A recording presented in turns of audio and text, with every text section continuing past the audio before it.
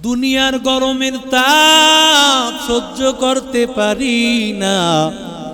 এত গরম মনে হয় যেন রূহ বের হয়ে যাবে, জান বের হয়ে যাবে। বান্দা, এরে আল্লাহর বান্দা যুবক, অথচ সূর্য এত উপরে গোলাপ, সূর্যটা এত উপরে আমার আল্লাহ রাখছে, ফ্যান চলতেছে, এরপরে মনে হয় যেন জান বের হয়ে যায়। একটা দুইটা ফ্যান নয়, তাকাইয়া দেখো কতগুলো ফ্যান। শুধু ফ্যান না, জিএফসি ফ্যান চলে, উপরেও ফ্যান চলে, ডানে বামেও ফ্যান চলে। এরপরও বান্দা গরম, অনেক সময় এসিতেও ঠান্ডা হয় না। এরে আল্লাহর বান্দা, একটু চিন্তা কর, যদি দুনিয়ার এত গরম হয় বান্দা, আমার আল্লাহ তাআলা ওই সূর্যের তাপ, যেই সূর্যের তাপ দুনিয়া থেকে এখন লক্ষ কোটি মাইল দূরে, আল্লাহ তাআলা মাত্র অর্ধ হাত উপরে সূর্য যখন থাকবে, আল্লাহ ডাক দিয়া বলবে, রে সূর্য, তোর যত তাপ আছে দুনিয়াতে সারিয়া দাও, যত তাপ আছে সারিয়া দাও। সূর্যের তাপের গোলাম,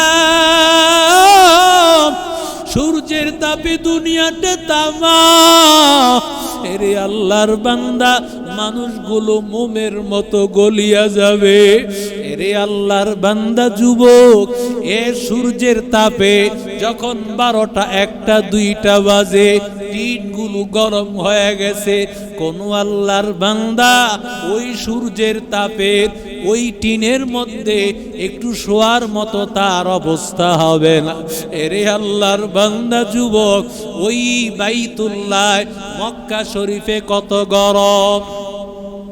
এরে আল্লাহর বান্দা যুবক, যখন বেলালকে যখন গরমের তাপের মধ্যে ফেলা হয়, রাহমাতুল লিল আলামিন বলেন, এতটা গরম, এতটা গরম, ওই গরমের মধ্যে যা কিছু ফেলা হয় সাথে সাথে সিদ্ধ হয়ে যাবে, রান্না হয়ে যাবে। এত গরমের মধ্যে বেলালকে যখন ফেলানো হয়, বেলালের জবানে ছিল আহাদ, আমার আল্লাহ এক, আমার আল্লাহ ছাড়া কেউ নাই। বেলালের পিঠের চামড়া খসে গিয়েছে, বেলালের শরীর থেকে সূর্যের তাপের কারণে বেলালের শরীর থেকে গোশতগুলো খসে খসে পড়ে গিয়েছে। এরে আল্লাহর বান্দা, আল্লাহ তাআলা যখন অর্ধ হাত উপরে সূর্যটা রেখে দিবে, ওই সূর্যের তাপে দাঁড়ানোর ক্ষমতা কারো হবে না রে বান্দা। আল্লাহর নবী বলেন, সাবআতুন ইউযিল্লুহুমুল্লাহ তাহতা জিল্লি আরশিহি ইয়াউমা লা জিল্লা ইল্লা জিল্লা আরশু। আল্লাহ 7 শ্রেণীর লোককে আরশের নিচে ছায়া দিবেন।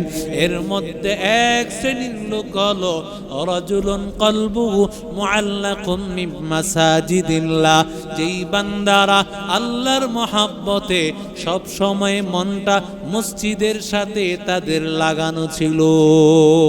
আমাদের আরবি ব্যাকরণের বড় একটি দামি কিতাব, কেউ যদি আরবি বুঝতে হয় তাহলে এই ব্যাকরণ বোঝা ছাড়া আরবি বোঝা কোনোদিন সম্ভব না।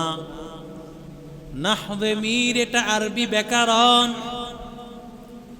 এই কিতাবের লেখক খলিল আহমদ নাহবী, খলিল আহমদ নাহবী রহমতুল্লাহি আলাইহি দুনিয়া থেকে বিদায়, ইন্তেকালের পর আল্লাহর এক বান্দা তাকে স্বপ্ন দেখতেছেন। স্বপ্ন যুগে আল্লাহর বান্দাকে ডাক দিয়া বলেন, ও বুজুর্গ, ও খলিল আহমদ নাহবী, আপনি দুনিয়া থেকে বিদায় হয়ে চলে গেলেন। আপনার দুনিয়ার জমিনে থাকার সময় মানুষগুলো কত দামি দামি কথা পেয়েছে, আপনার কত দামি দামি কথা দুনিয়াতে আপনি বাঁচাকালীন কত মানুষকে কত দামি কথা শুনিয়েছেন, এত দামি কথা আমরা আর তালাশ করে পাই না। কোথায় পাবো এমন দামি কথা, একটু সন্ধান দেন। খলিল আহমদ নাহবী রাহমাতুল্লাহি আলাইহি ডাক দিয়া বলে, রে আল্লাহর গোলাম, তুমি আমারে জিজ্ঞাসা করলা না আল্লাহ তাআলা আমাকে কি অবস্থা করেছেন, আল্লাহ তাআলা আমাকে মাফ করেছেন কি কারণে করেছেন? সেই জিজ্ঞাসা, সেই কথা জিজ্ঞাসা না করিয়া তুমি বলতেছো কি দামি দামি কথা কোথায় পাইবা? খলিল আহমদ নাহবী বলে, রে যুবক, ভালো করে শুনো, আমার আল্লাহ তাআলা সারা জিন্দেগি ভর আমি যত আমল করেছি কোন আমল আল্লাহর কাছে কবুল হয় নাই, তবে একটা আমলের কারণে আমার আল্লাহ আমাকে মাফ করে দিয়েছে। কি আমল? খলিল আহমদ নাহবী ডাক দিয়া বলেন, ও যুবক শুনো, আল্লাহ তাআলা, আমি সব সময় একটা কালিমা দিনের বেশিরভাগ সময় আমি পড়তাম, একটা কালিমা সব সময় পড়তাম, সারা দিন যত সময় পাইতাম বেশিরভাগ সময়ে পড়তাম। ওই কালেমার কারণে আল্লাহ তাআলা আমার সব গুনাহ আল্লাহ মাফ করে দিয়েছে। কি সেই কালেমা? আল্লাহর বান্দা ডাক দিয়া বলেন, আমি প্রতিদিন এই কালেমা পড়তাম, সুবহানাল্লাহি ওয়ালহামদুলিল্লাহ ওয়ালা ইলাহা ইল্লাল্লাহু ওয়াল্লাহু আকবার, সুবহানাল্লাহি ওয়ালহামদুলিল্লাহ ওয়ালা ইলাহা ইল্লাল্লাহু আল্লাহু আকবার। সুবহানাল্লাহ তো আমরা পারি, পারি কি পারি না? আলহামদুলিল্লাহ পারি, আল্লাহু আকবারও পারি, লা ইলাহা ইল্লাল্লাহ পারি। শুধু ওয়াও লাগায় দিবেন, সুবহানাল্লাহি ওয়ালহামদুলিল্লাহি ওয়া লা ইলাহা ইল্লাল্লাহু আল্লাহু আকবার। দৈনিক 100 বার যদি পড়তে পারে, ওই বান্দার মর্যাদা আল্লাহ কি পরিমাণ বাড়াবেন আল্লাহ তাআলা ছাড়া কেউ জানে না। কেন বলছে এই কথা? প্রত্যেকটা কালিমা সুবহানাল্লাহর আলাদা মর্যাদা। কেউ সুবহানাল্লাহ একবার পড়লে তার কুতিবাত লাহু সালাসুনা সানা, নবী বলে তার আমল নামায় 30টা নেকি। আরো জোরে বলেন, ওয়াহুত্তা আনহু সালাসুনা সাইয়্যা, 30টা গুনাহ মাফ হয়ে যায়। আলহামদুলিল্লাহ বললে এই সওয়াব, আর আল্লাহু আকবার বললে 40টা সওয়াব, 40টা গুনাহ তার মাফ হয়ে যায়। তাহলে চিন্তা করেন, একটা লোক যদি দৈনিক 100 বার এই কালেমা পড়ে, সারা দিন কত বৈশা থাকি, কথা কোন ঠিক না বেটি? কত বৈশা থাকি, কত হাঁটা চলা করি। দোস্ত, এমন একটা সময় হবে যেই সময়টা কালিমা আমার আপন হবে, যেই সময়টা আমল আমার আপন হবে। কারণ কবরের জগতে কেউ আমার আপন হবে না, একমাত্র আপন হবেন কে? আরো জোরে বলেন। অন্ধকার কবরের মধ্যে আমল আমার আপন। এই দুনিয়ায় তাকাইয়া দেখ, দুনিয়ার গরমের তাপ সহ্য করতে পারি না, এত গরম মনে হয় যেন রুহু বের হয়ে যাবে, জান বের হয়ে যাবে। বান্দা, এরে আল্লাহর বান্দা যুবক, অথচ সূর্য এত উপরে গোলাম, সূর্যটা এত উপরে আমার আল্লাহ রাখছে, ফ্যান চলতেছে, এরপরে মনে হয় যেন জান বের হয়ে যায়। একটা দুইটা ফ্যান নয়, তাকাইয়া দেখো কতগুলো ফ্যান। শুধু ফ্যান না, জিএফসি ফ্যান চলে, উপরেও ফ্যান চলে, ডানে বামেও ফ্যান চলে। এরপরও বান্দা গরম, অনেক সময় এসিতেও ঠান্ডা হয় না। এরে আল্লাহর বান্দা একটু চিন্তা কর, যদি দুনিয়ার এত গরম হয় বান্দা, আমার আল্লাহ তাআলা ওই সূর্যের তাপ, যেই সূর্যের তাপ দুনিয়া থেকে এখন লক্ষ কোটি মাইল দূরে, আল্লাহ তাআলা মাত্র অর্ধ হাত উপরে সূর্য যখন থাকবে, আল্লাহ ডাক দিয়া বলবে, রে সূর্য, তোর যত তাপ আছে দুনিয়াতে সারিয়া দাও, যত তাপ আছে সারিয়া দাও। সূর্যের তাপের গোলাম, সূর্যের তাপে দুনিয়াটা তামা। এরে আল্লাহর বান্দা, মানুষগুলো মোমের মতো গলিয়া যাবে। এরে আল্লাহর বান্দা যুবক, এ সূর্যের তাপে যখন 12টা 1টা 2টা বাজে, টিনগুলো গরম হয়ে গেছে, কোন আল্লাহর বান্দা ওই সূর্যের তাপে ওই টিনের মধ্যে একটু শোয়ার মতো তার অবস্থা হবে না। এরে আল্লাহর বান্দা যুবক, ওই বাইতুল্লাহ মক্কা শরীফে কত গরম।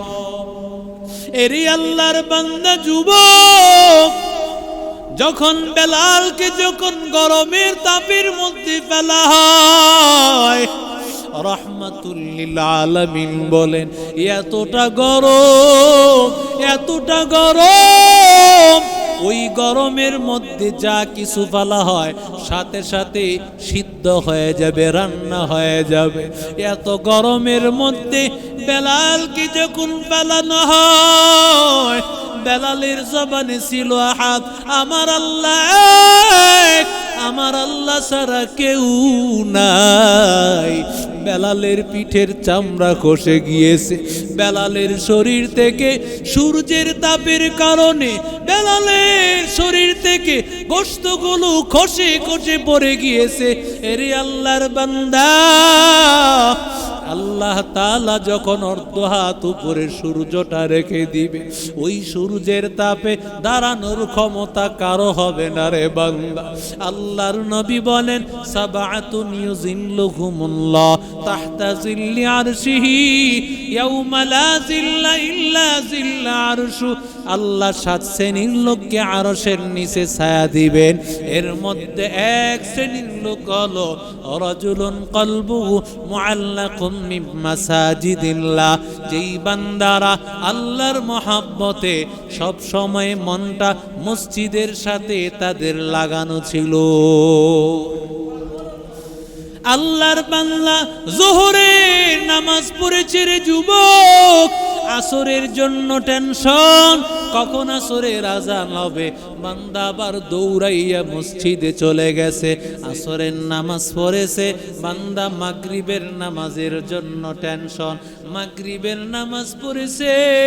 আল্লাহর বান্দা এশারের নামাজের জন্য টেনশন, এশারের নামাজ পড়িয়া বান্দা ঘুমাইছে। ফজরের নামাজের জন্য টেনশন, বারবার বান্দার ঘুম ভাঙ্গিয়া যায়। ফজরের আজানের সময় কে যেন আল্লাহর বান্দাকে ঘুম থেকে জাগাইয়া দেয়। এরে আল্লাহর বান্দা যুবক, আমার নবী ডাক দিয়া বলেন, যেই বান্দারা ওই মসজিদের সাথে মহব্বতটা ছিল, আমি আল্লাহ তাআলা এত সূর্যের তাপ, আমি আল্লাহ তাদেরকে কষ্ট দিব না। আমি আল্লাহ ডাক দিয়া বলবো, ও নামাজীর দল আসো, আমি আল্লাহ তোদেরকে আজকে আরশে আজিমের নিচে ছায়া দিব। আমি আল্লাহ তাআলা কষ্ট দিব না, আমি আল্লাহ তোদেরকে দিব জান্নাত। এরে নবীর আশিক উম্মতের দল, এরে যুবক, আল্লাহর মহব্বত নিয়ে কবরে যাও। দুনিয়ার সূর্যের তাপ সহ্য করতে পারি না, দুনিয়ার গরম সহ্য করতে পারি না। আমার মালিক আল্লাহ যখন জাহান্নামের আগুনকে দুনিয়ার আগুনের চাইতে আরো 69 গুণ আল্লাহ বাড়ায় দিবে। ওই 69 গুণওয়ালা তাপ, কত তাপ হবে রে ভাই। দুনিয়ার তাপ সহ্য করতে পারি না, ওই তাপ সহ্য করার ক্ষমতা হবে না, একটা মিনিট তাপ সহ্য করা যাবে না রে বান্দা। এরে আল্লাহর গোলাম, আল্লাহকে ভয় করো, নেক আমল ধরো, গুনাহ ছাড়িয়া দাও, আল্লাহর মহব্বতটা নিয়ে সামনে আগাও। এরে যুবক ভাই, পায়ে হাত ধরে বলি রে যুবক, আল্লাহকে আর কষ্ট দিও না, নবীর আদর্শকে আর জলাঞ্জলি দিও না রে বান্দা। অন্তত সুন্নত, নবীর সুন্নতটা নিয়া কবরে যাওয়ার চেষ্টা করো। যদি নবীর সুন্নত নিয়া, দাড়ির মহব্বতটা নিয়া কবরে যাইতে পারো বান্দা, আল্লাহ তাআলা যখন রহমাতুল লিল আলামিনকে কবর জগৎ থেকে আল্লাহর নবীর যখন চেহারাটা সরাইয়া রওজা মুবারক পর্যন্ত কবরের সব মাটিগুলো সরাইয়া আল্লাহ ডাক দিয়া বলবে, মান হাদার রাজুল আল্লাযী বুইসা ফীকুম। এর যুবক, এর বান্দা, একটু বল, দেখো চেনো নাকি যেই নবীকে তোমাদের কাছে পাঠানো হয়েছিল, লোকটাকে চেনো নাকি? যেই বান্দা নবীর আদর্শ অনুযায়ী চলে নাই, নবীর সুন্নতটা রাখে নাই। আমার মুখে যদি নবীর সুন্নত না থাকে, আমি বলবো হা হা লা দিরি, হা হা লা দিরি, আমি কিছুই জানি না, আমি কিছুই চিনি না। আমার নবীর পরিচয় না দিতে পারলে কবরে কি উপায় হবে রে বান্দা? এরে আল্লাহর বান্দা, মা বাবারে কষ্ট দিও না।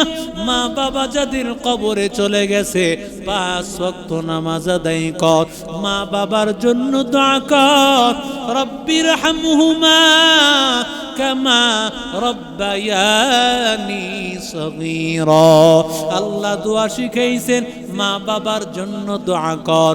বান্দা তুমি 5 ওয়াক্ত নামাজ পড়বা, নেক আমল করবা, সব আমলের সব আল্লাহ মা বাবার কবরে পৌঁছাইতে থাকবে।